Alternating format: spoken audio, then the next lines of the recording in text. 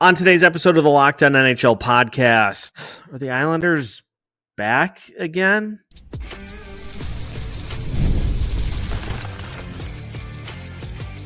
You're Locked On NHL, your daily podcast on the National Hockey League.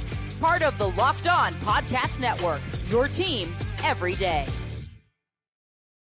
Hello and welcome into another episode of Locked On NHL, your daily NHL podcast. Part of the Locked On Podcast Network, we are your team each and every day. We thank you for making Locked On NHL your first listen each and every day as well. Make sure you subscribe on YouTube and your favorite podcast platforms so you don't miss out on any new episodes throughout the week. Today's episode of Locked On NHL is brought to you by FanDuel. Super Bowl 59 is here, and there is no better way to make every play more exciting than with FanDuel Sportsbook. New customers can bet just $5, and if you win, you'll score $200 in bonus bets, guaranteed. Download the app or head to FanDuel.com to get started. On today's episode of Locked On NHL, we discuss one of the surprising goalie stories of the league this year, getting the bank. Logan Thompson. Just how good is he? Well, we'll tell you. We'll also take a look at the New York Islanders, who were dead. Now they're back. Then they were dead again. And now they're back another time, running out of lives very quickly, but still finding a way to somehow be in the Eastern Conference playoff picture. And big news as Alex Pietrangelo has pulled himself out of the Four Nations face-off. We'll talk about that and what it means for a potential replacement on the roster as we draw ever closer to the start of competition. My name is Seth Topal, host of Locked On Wild, joined by JD Young of Locked On Sharks. And JD, a young goalie who was a little bit of a surprise coming out of Vegas, finds his opening with the Washington Capitals and is mere fractions behind Connor Hellebuck for the most goals saved above expected this season. Logan Thompson has been rewarded for his outstanding play with a massive extension. 6 years, $35+ million. And if the goals saved above expected in 27 starts wasn't surprising enough, every number you look at, he's third in the league in wins with 22. He's won 22 games in 26 starts. He's 22, 2-3. He is second in the league in save percentage. He is second in the league in goals against average, third in the league in wins, and he is 12 starts behind Connor Hellebuck and 10 starts behind Jake Ottinger, and widely behind most of the rest of the field in the goalie department. And he still is right up there amongst the leaders in all of these categories.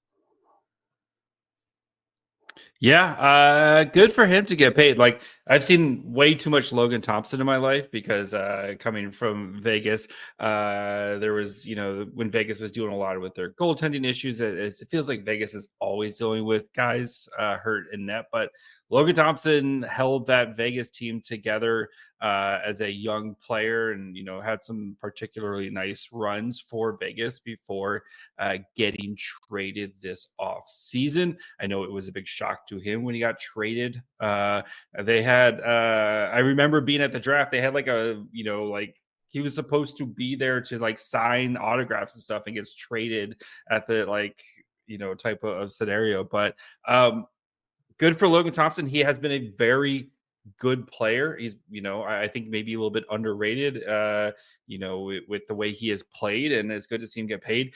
These contracts do worry me for goalies, especially these 6 years, that $5 to $6 million range, because we've seen them.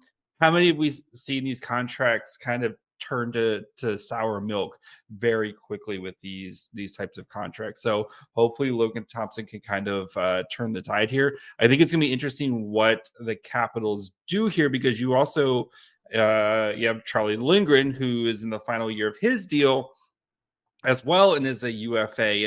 And do the Caps maybe pay? He's a little bit older. Do they pay him to kind of be a solid 1B type of scenario? Like, what I'm kind of curious to see what the Capitals do with their backup goaltending, because Logan Thompson, he has played well, but he's never really had like the full load. The most he's played in a season, games played, was 46 last year for Vegas, and even this year, right, he's played about half the games for Washington, and I think that's what's made him this work really well for Washington, is that their ability to split the load evenly between these two guys. So you're paying him a lot? Does he start to get the lion's share and maybe you have to go a little bit cheaper on a backup? I'm really curious to see what happens next. And it's funny too, because I think the two most recent extensions that we've seen on the goalie market really underscore just how volatile the goalie position is. Because the moment a team finds any level of elevated success over what they had, lock it in. Yep. This was the case with the Colorado Avalanche, moving on from Alexander Georgiev after he imploded, and continues to implode. Just continues to be pumpkinish. Yes. And the Avs go and get Mackenzie Blackwood. He gets off to a great start. And within his first 8 starts as a member of the Avalanche, he has already signed a 5-year extension. The Avs are like, oh my gosh, is this what it's like to have a non-volatile goalie room? Yes. But you see the same thing too with Logan Thompson and the Capitals goalie position. I mean, obviously, Charlie Lindgren played really well last year and has done some really, really good things as a primary goalie for that Capitals team over the last few years. But Thompson comes in and he has just one-upped it. He has one-upped what Lindgren was able to do. And again, you see just these NHL teams getting enamored with good goalie play to where you're like, oh, we got to keep this. We can't let this get away. It is just, that's just the nature of the position, because I think you're fighting all of the things that the league is doing to try to put emphasis on offense. Look at the save percentage throughout the league over the last decade. It's been in a steady decline pretty much every season. The league just favors offense, and that's why you see so many of these good goalies have fantastic seasons, then an off year, then they rebound. That's just the belly of the beast. And it leads you down this path to, if you've got a good goalie, appreciate what you got, because there are plenty of teams out there that do not at this point. Yeah. I think it's, like I said, I think for the Caps, right, you solved your goaltending. It feels like you solved it. And Logan Thompson, it's not like he came out of nowhere. You look back, he was the AHL goalie of the year back in 2020. I know that season was a little funky that year, but like I said, he is a guy who, I know he's undrafted, but he has definitely been very good for the whatever team he's playing for, and good for him to get paid. And I hope the contract works out. It's just, for some reason, that 6 years, $5 to $6 million goalie, it feels like it's a no man's land when it comes to goalie contracts, right? Where it's they're not quite good enough to earn that upper echelon money, that $8 million that you see from the top tier guys. And you're not really striking a bargain that you see with guys who are maybe signing that $2 to $3 million that you're hoping can maybe pop for you. And it just kind of feels like you're in that no man's land. So should we hear from our good friend, the Capitals? Let's hear what they think. So Logan Thompson gets a 6-year extension with the Capitals. Hi, this is Dan Holmi of Locked On Capitals. Well, this was first reported by Elliot Friedman that Logan Thompson, LT, signs a 6-year extension with an AAV of $5.85 million. The total deal is worth $35.1 million. And if you're a Capitals fan, what Logan Thompson has meant for this team, posting a 22-2-3 record, and has been a lifesaver for this team. Make no mistake about it, the Capitals would not be in the position that they're in right now had it been not for Logan Thompson. And my belief is that Logan Thompson, he was the one that got the extension, and Charlie Lindgren will not, despite the rumblings that we've heard by the insiders. So great news for Capitals fans, great news for LT, as he will be on the Capitals for years to come. That's interesting too about the the Lindgren wrinkle in all of this is that's a bummer that he ends up paying the price. But again, teams covet good goalie play, and it is such a rarity to get consistently that once you have a goalie that can give you even a little bit of something, you're like, oh, well, we're never gonna give this back. We're never gonna give you. I almost went down the. You almost went down that road. I almost rickrolled myself. Wow. Yeah. We're never gonna go down that path again. But that's what we said about Cam Fowler. But here we are again. Yeah, there's plenty of time for a Cam Fowler joke. So it's credit to Washington for turning Logan Thompson into this monster. But as you alluded to, he brought this with him. Yep. It was a matter of getting to the right organization to be able to kind of fully expedite that and turn it into one of the best goalies in the league. So we go from a team that has a very, very good goalie to a team that just really has no idea what it has anywhere at any spot in the New York Islanders, who are back. Or maybe they're back. We don't really know. We'll discuss it, though, as we continue today's episode of Locked On NHL after this. Today's episode of Locked On NHL is brought to you by FanDuel. Ladies and gentlemen, Super Bowl 59 is here. One game, two teams. Endless possibilities. And there is no better way to make every play more exciting than with FanDuel Sportsbook. Whether it's predicting the first touchdown, calling the MVP, or even betting on the coin toss. Tails never fails, baby. FanDuel makes it easy. My favorite personally, though, Anthem. Length. Do not take the under. Gatorade color. That's my favorite. I like the Gatorade color. That one's a good one too. But no shortage of options for how you can enjoy your Super Bowl party in style with FanDuel. With live betting all game long, you can adjust your bets as the game unfolds and feel the thrill from kickoff to the final whistle. The live betting feature lets you stay involved no matter what happens on the field, and the app is super easy to navigate. Plus, knowing that you can place a $5 bet and potentially win $200 in bonus bets for the Super Bowl, that's the icing on the cake or the crumble cookie. Download the app or head to FanDuel.com to get started. Bet just $5, and if you win, you'll score $200 in bonus bets. That's FanDuel.com. Bet with FanDuel, official partner of Super Bowl 59. Welcome back to today's episode of Locked On NHL. Once again, we thank you for making Locked On NHL your first listen each and every day. I had 2 crumble cookies today, by the way. That was FanDuel never sets the odds on that one. Yes. No. If there was an over-under on the number of crumble cookies I eat in one setting, take the over. Take the over. Yes. Always take the over. Yes. Just like taking the over for a number of times, we are not sure if the Islanders are back or not, because they started off the season okay, fell off substantially. Then they came back, then they fell off again. Now they're back after winning 4 in a row. Like what do we feel like is the path for this Islanders team, who finds themselves with only one team still in contention behind them in points in the Eastern Conference?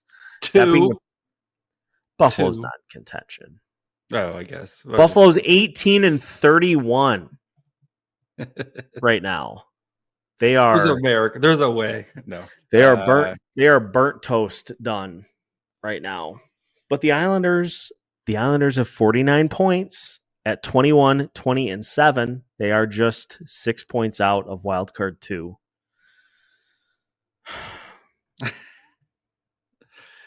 I don't know, man. This team. I know. I was talking to our good friend Gil, who we'll hear about in a second, and he's just. I know he's frustrated by this team because it's just they're the creamiest of creamy middle teams, right? And if any Locked On Sharks fan knows, like I've said it before, I'll say it again. Like that is the death of a franchise, right? Is just having no direction. You're not the upper crust middle tier. You're not like rebuilding where you have a direction, you may be bad, but at least you have a direction. This is just that like we're just gonna float along. We're not gonna trade off any of our best assets. We're just gonna hang in there, try to get to 8th place and keep our jobs. And that's what I think the Islanders are. And they've made a couple moves, right? They got Tony DeAngelo last week, guy who got kicked out of Russia because he was a jerk to all of his teammates, which I think is hilarious that he gets like, they're just like, no, like we can't have you here anymore. Then they made a trade today, getting a defenseman from the Blues because Cam Fowler needs to soak up more minutes. Like this team is just like, we're just going to keep trotting along. We're going to try to make the playoffs. We're probably not going to make the playoffs, but I believe in this core. And no matter if the core is 55 years old, combined, like average age, Lou Lamoriello believes in this core. He also does not want to see a beard in sight. Yeah, no, facial hair is non-negotiable for the New York Islanders. You know what else is non-negotiable? Special teams. Ugh, did you know? Bad. Yes, I did know. I know. This is horrific. This borders on, if not being the official actual worst I've ever seen, it's very close. Horrific. Power play is dead last by a large margin. Yes. Just about 1.5% over the Boston Bruins and the Anaheim Ducks. But they're dead last at 11.9%. That's the lowest figure that I have seen in my collective history of covering the NHL. Lowest figure I've seen. Their penalty kill is 68.3%. So if you add the two together, you are at 80% total combined for your special teams, which is really bad. It's horrendously bad. That's why, hey, good thing most of the game is played at 5-on-5, Seth. I mean, in theory, I guess that is the one thing that the Islanders have going for them, is that they have been penalized the least. Right. So they don't have to ever go on the penalty kill because in 48 games, they have 265 penalty minutes. So the penalty kill is bad, but it's never it's never really exposed. You would think a Lou Lamoriello team, like the penalty kill would be like the biggest thing. I know he's a GM and stuff, but like it's still his DNA on this team, right? Like you think that this team would be like, we got like this penalty kill. I don't care if it kills us. Like this penalty kill needs to be like a good penalty kill. Like we'll play more. We'll somehow find more third line grinders to play on the penalty kill. Yeah, it is. But again, it's kind of working for them right now. They keep winning these games. Like what? Like I don't know. Do they? My biggest fear for our friend Gil is that this team is just sticks around too much, and then they just don't do anything at the trade deadline, or even worse, they become buyers at the trade deadline. So yeah, that's my biggest fear for this team, and that they finish in the middle. Like you don't 15th, yeah, 15th. And I know it's not a great draft class, but you really can't be choosy with where the Islanders are at because they're one of the slowest, if not the slowest teams in the NHL. So, like, other than that, Mrs. Lincoln, how was the play? All these things. And the wins that they've had recently, listen to this. So they beat San Jose, they beat Columbus, they beat Philadelphia, and they beat Carolina. 4-1, 3-1, 3-1, 3-2 in overtime. Those are Not some bad. good wins. Like, Yeah. Carolina's a good win. Columbus is a good win. Philly's a solid win. Like, and Philly's played better recently. Like, there's just some solid wins. I mean, the Sharks win is the Sharks win. Like, everybody's beating the Sharks right now. But like, again, you know, they're just hanging in there. So they lost from December 15th to January 2nd. They lost 6 of 8. And now from January 5th to January 25th, they've won 7 of 9. That is how you get to 500, baby. Absolute. They don't ask how. They just got, yeah. Absolute pilgrimage to 500. Like, the New York Islanders will be the first team to scale Mount Everest in a 500 season. Like, all the effort, all the work, going and being buyers before the trade deadline, only to miss the playoffs entirely. That takes some skill. That takes some doing. Love it. Should we hear what our good friend Gil has to say? Yes. Gil Martin of Locked On Islanders here. Islanders skate to a 3-2 overtime win over the Carolina Hurricanes. Very, very big win. The Islanders fall behind early 2-0. Stay with it, tie the game up, and then get the winner from Brock Nelson in OT. Got to give the Islanders credit for sticking with their game, for not panicking, and for getting through a game with only 5 defensemen. It started off really, really rough. Ryan Pollock injured just 15 seconds in. He did not return. The injury did not look good. And then Marcus Hogberg, who played well, could not play in the overtime. Ilya Sorokin had to come in cold, but the Islanders got the job done. 4 wins in a row for the first time this season, and they have been playing solid hockey over the last 7 or 8 games. For more in-depth daily coverage of your New York Islanders, check out the Locked On Islanders podcast.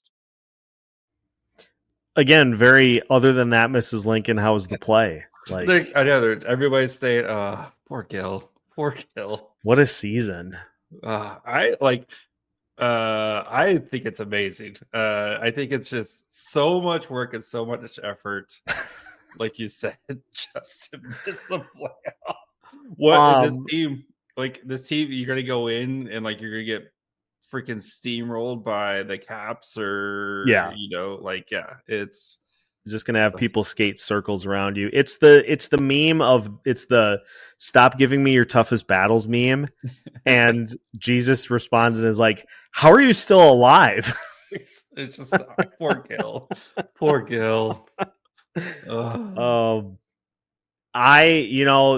the quest. Here's the challenge for the Islanders. Get one of those at the age of 30. Get one of those special teams units out of dead last. Just go on a run with the power play or something. No, it's gonna be if you have to choose, it's gonna be the penalty kill because Sorokin just goes ham for a while, or something. But let's follow up on that once the season is done and see if they did it. Then I can use the Ghostbusters meme and say, "Got one!" Yeah, out of the cellar. Out of the cellar. Oh, poor Islanders. Please lose so that we can begin our pursuit of Brock Nelson. Mm-hmm. Please. We'll keep an eye on the Islanders because inevitably the course will correct again. Worst autopilot of all time will shift them back to their losing ways. We're going to talk to finish the show about a little bit of surprising news in the Four Nations face-off world as Alex Pietrangelo has pulled himself off the roster. We'll discuss as we finish today's episode of Locked On NHL after this.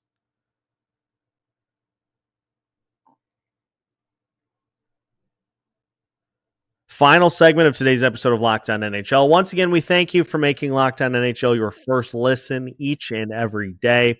And obviously now we are moving in the Vegas direction. Alex Pietrangelo has pulled himself off of the Four Nations face-off roster. So we're going to deviate a little bit because I'd actually like to hear Locked On Golden Knights' thoughts on this first, and then we'll react to what they say and kind of look forward as to what this means for the tournament too. So a lot of decisions have to be made by a lot of players, and you wonder what the team influence is going to be for a lot. And this is just Golden Knights talk. This is just a blanket NHL statement right now. You wonder how much influence the teams are going to have. You wonder if there's going to be some push and pull against players that might want to go and players that are being urged not to go. And it'd be interesting to see some of these below the radar type of situations and how they play out. But listen, I hope 5 more Golden Knights have ailments that make them not want to go to the Four Nations. I don't want anyone to go. I've been very clear about this.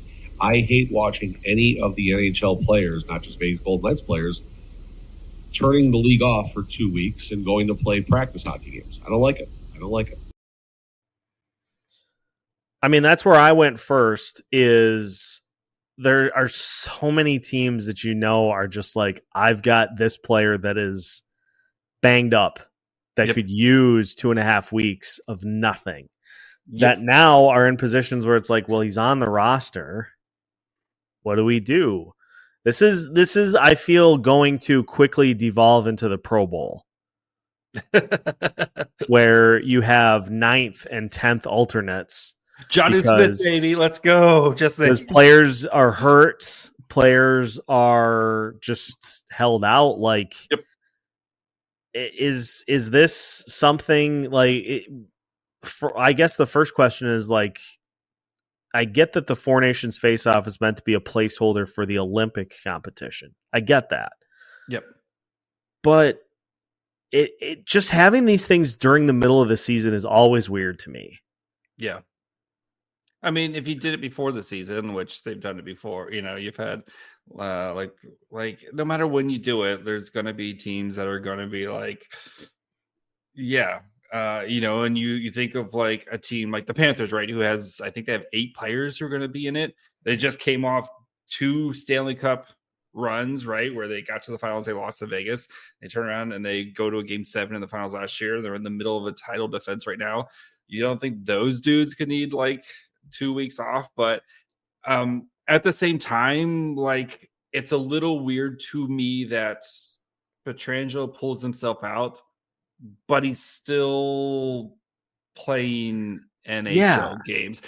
If Pietrangelo played for the Sens, they're getting docked a first-round pick. But since he plays for Vegas, like, I think, and they've already come out and said, like, there's nothing we can, like, there's not going to be any, punishment or anything like that. And it is a little bit of a tough situation that I think the NHL is put in because, like, we've been hearing about this Four Nations since the summer, right? And they've been trying to hype this thing up. They've been trying to build this thing up.